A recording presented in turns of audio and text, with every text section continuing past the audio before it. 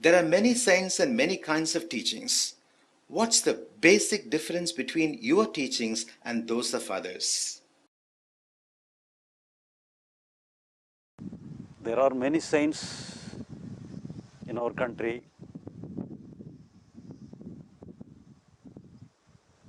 Really, they are saints. There is no doubt about it. But anyhow, they cannot properly communicate the message to the audience, message to the disciple. They communicate it on their own way, and the disciple follow them with sincere devotion. Invariably, all the saints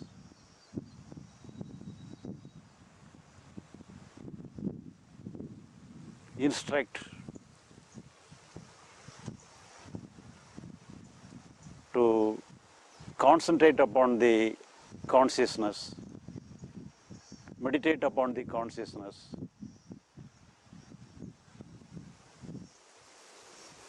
and meditate upon the beingness, meditate upon the present happenings, so whatever it be. So they all advise a practice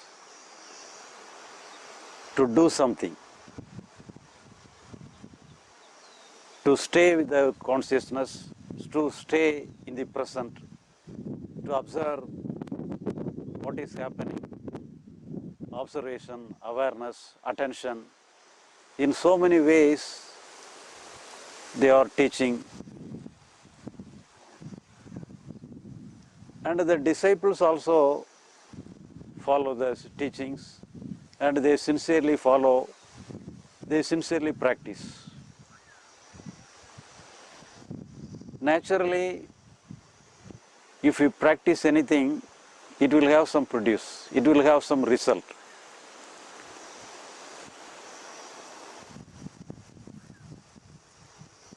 When we meditate upon our consciousness, naturally there will be some bliss consciousness. Our intellect aspect will come to a silence. Our thought becomes silent. So that is the natural response of meditation.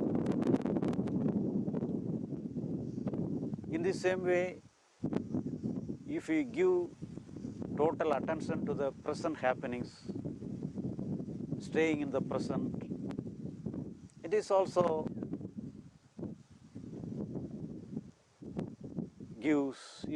giving some response, some elevated feelings. So that is the nature of all our experiences, nature of all our practices. So if anybody gets some blissful experiences, for example, if an ordinary person, he will always have some ordinary worldly experiences alone.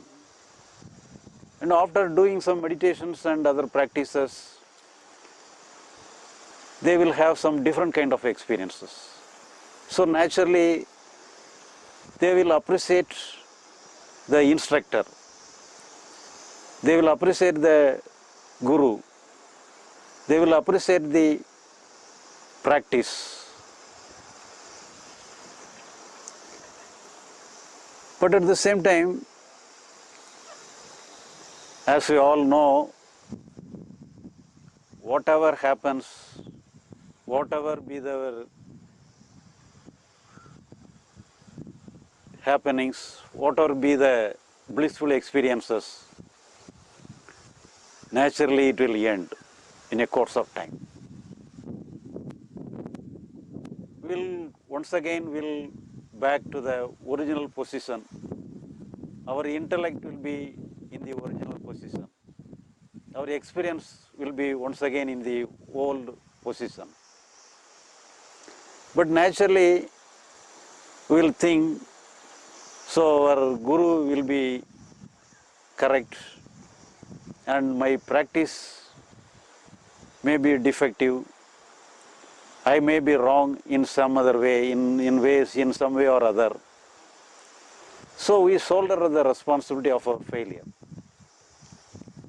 Anyhow, we rely upon the Guru and we ask for more details, more instructions. And the Guru is also very much interested to give new kinds of techniques also. When we follow one techniques and get boredom with this kind of technique, we'll switch on to the other technique. If one Guru becomes so boredom, we'll switch on to the other Guru. And our travel is endless. But anyhow, the Guru is always in the state of a Guru, and the disciple is always in the state of a disciple. It is an endless stream. So there is no meeting point.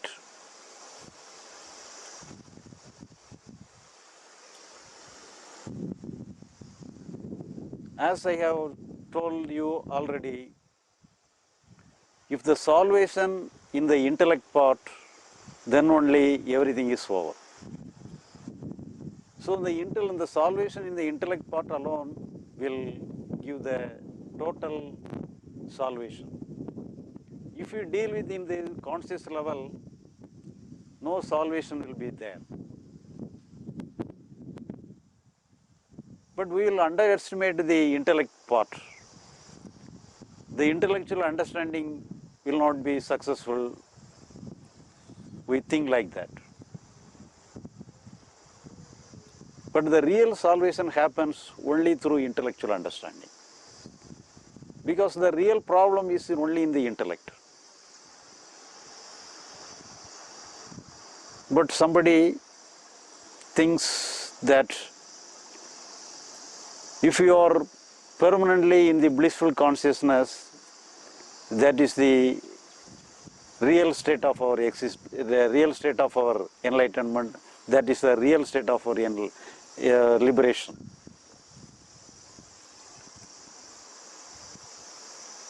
We know certain people have some special kind of experiences. They may have some out-of-body experiences.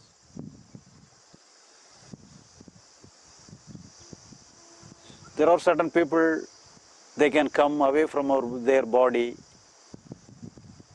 and they may come to the astral body and once again re-enter into the physical body. If you ask the experience of their experience, they will tell that there will be no experience if they come out of the body. There will be no pleasure and pain. So all the pleasures, if we may consider the blissful feeling is a spiritual one. But everything is a bodily one.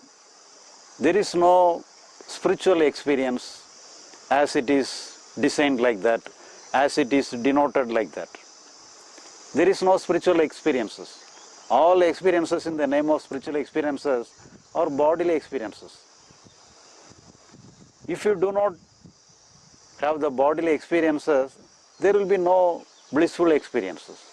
If you want any blissful experiences, we must have it only when we have our existence within our body. If you come out of the body, there will be no such kind of experience. For instance, as if anybody wants to have some permanent blissful experience, what will happen? There are some instances. There are some persons, they may have some permanent blissful experiences. There are some instances. But if they have some blissful experiences forever, the body cannot tolerate it. The body cannot endure it.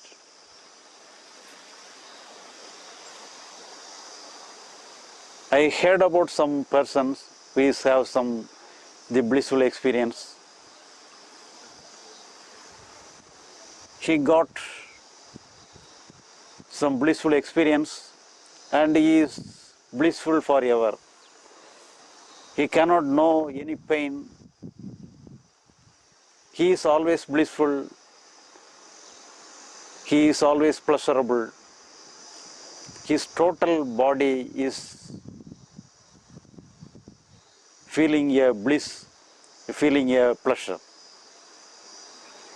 But the body could not tolerate the pleasure. As the body cannot tolerate the pain, the same way the body cannot tolerate even the pleasure also, the blissful experience also. So soon the body of the person begins to have their destroying effect.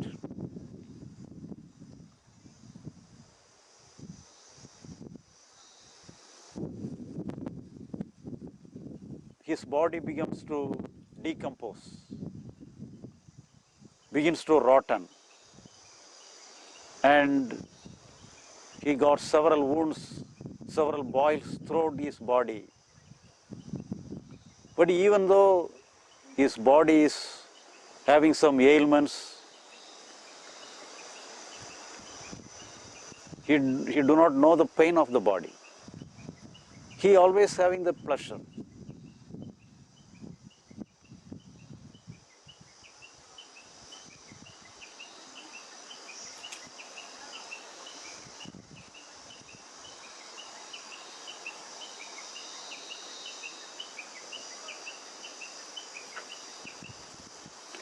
His pleasure is beyond his control.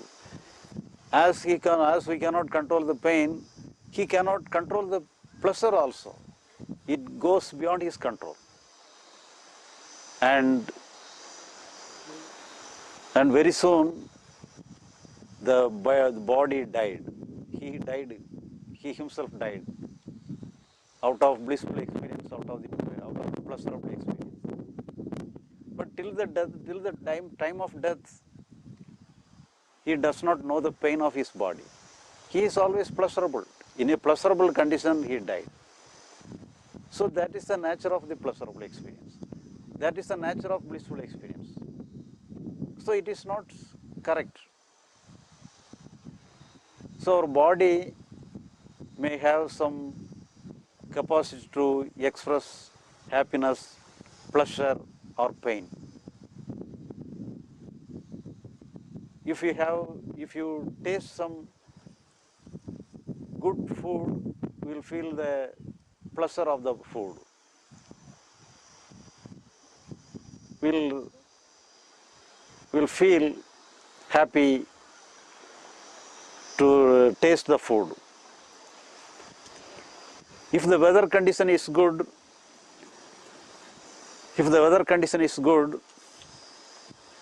we may feel it is pleasant.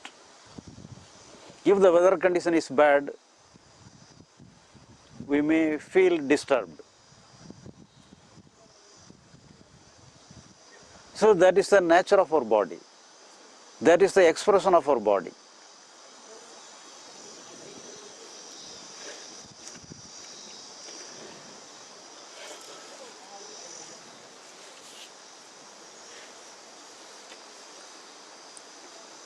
But if you stick to the pleasure of our body, it is not correct.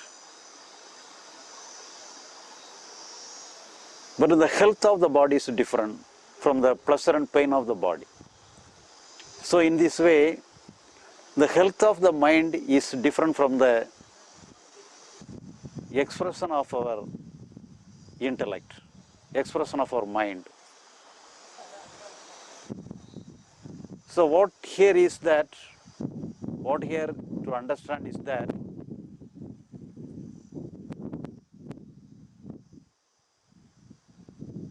we need not rely upon any experiences. So all our experiences or temporary, it is the nature of coming and going, then only everything is all right. So a healthy body will not retain any experience forever. A healthy mind will not retain any experience forever. So that is the nature of our mind, that is the real nature of our body. So there we have to understand. So most of the saints are giving importance only to the experience. They are giving importance only to the practice producing experiences. But in our case, we are rejecting all our experiences. We give importance only to the understanding. So thereby, we are deviating from the other persons, other saints. That is the only difference between the other saints and myself.